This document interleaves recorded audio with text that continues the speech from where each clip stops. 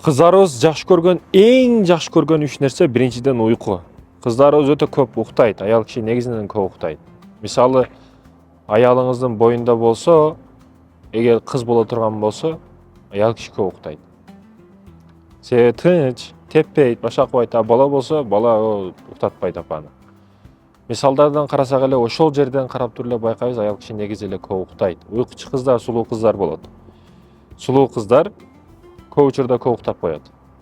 Эми туура түшүнүшүбүз керек аны. Уктай, мындай деген теманы коюшубуз керек.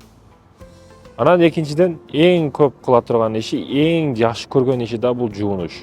Өмүрүнүн жарымы 3-1% жуунуп душта өтүп кетет кыздарыбыздын. Бул жуунбай кой, баягы эски Европа болуп ал деген маселе жок. Жуунуш керек, убакытка дагы маани бериш керек бирок.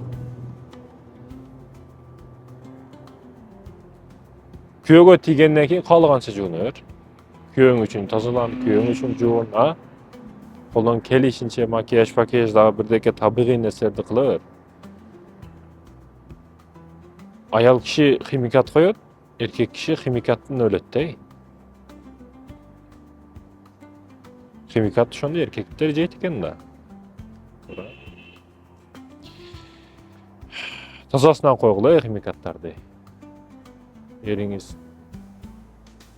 өмүрү эме болуп калбасын.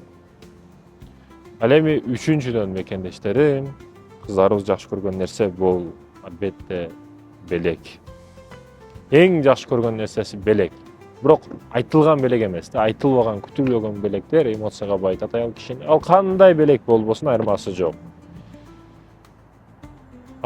Айырмасы жок. Кружка болобу жөнөкөй, мен сени сүйөм деп жазып бирдеке бересизби, платочка бересизби, носки бересизби, баш кийим бересизби, айырмасы жок.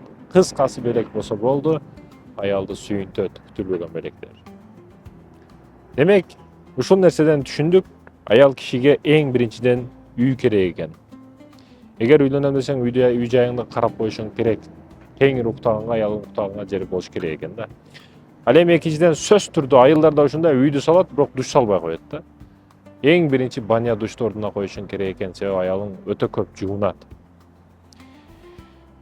Үчүнчүдөн түшүнүктүү болду, эң жакшы көргөн нерсеси белек бекче экен, күтүлбөгөн белектерди аздыр бер. Аздыр ушун көрүп атасыңбы? 10 сом единица сап кой, сүйүнтүп. 20 сом единица сап кой. Алдыңда болсоң бетинен өп кой, мисалы үчүн, жубайым деп мактап кой. Айтор ушундай амалдарды ар дайым кыл. Сиз кылбасаңыз ким кылат деген суроо пайда болот.